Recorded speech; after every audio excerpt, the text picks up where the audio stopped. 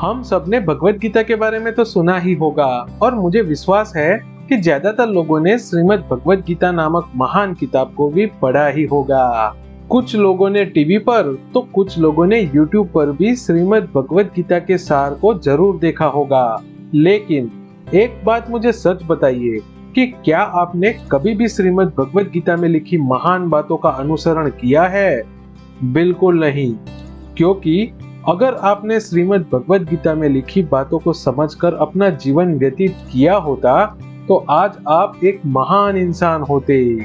खैर छोड़िए इन सब बातों को, क्योंकि आज मैं आपको यह बताने वाला हूँ कि श्रीमद् भगवत गीता हकीकत में हमें अपने बच्चों को पढ़ानी चाहिए ताकि वो अपने जीवन में उसका अनुसरण कर सके और अपने जीवन को एक नई दिशा प्रदान कर सके।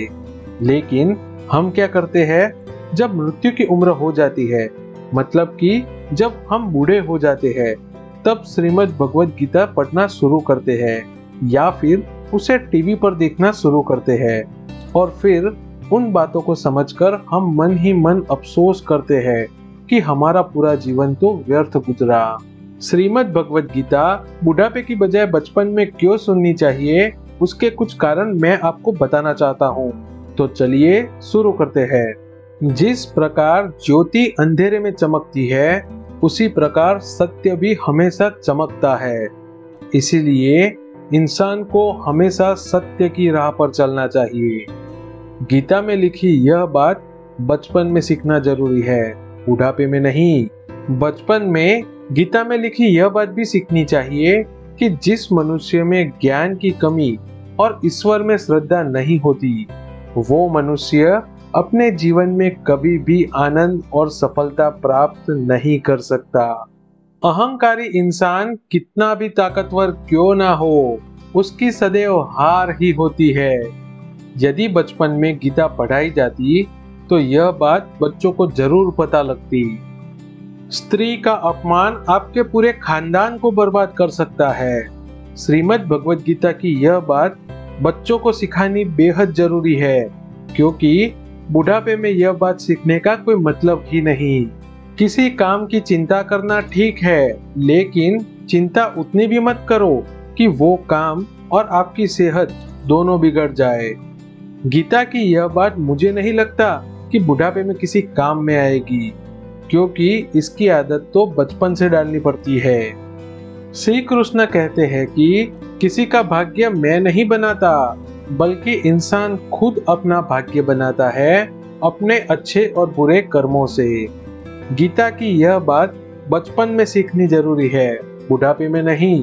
संसार में कोई भी इंसान सर्वगुण संपन्न नहीं होता, इसीलिए कुछ कमियों को नजरअंदाज करके रिश्ते बनाए रखिए।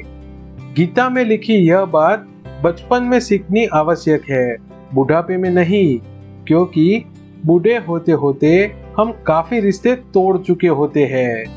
जब हमारा मन कमजोर हो तो परिस्थितियां समस्या बन जाती है, और जब हमारा मन स्थिर हो तो परिस्थितियां चुनौती बन जाती है। लेकिन जब हमारा मन मजबूत होता है तब परिस्थितियां अवसर बन जाती है। गीता में लिखी यह बात सिर्फ बच्चों और बूढ़ों के लिए नहीं, बल्कि सभी को सीखनी आवश्यक है।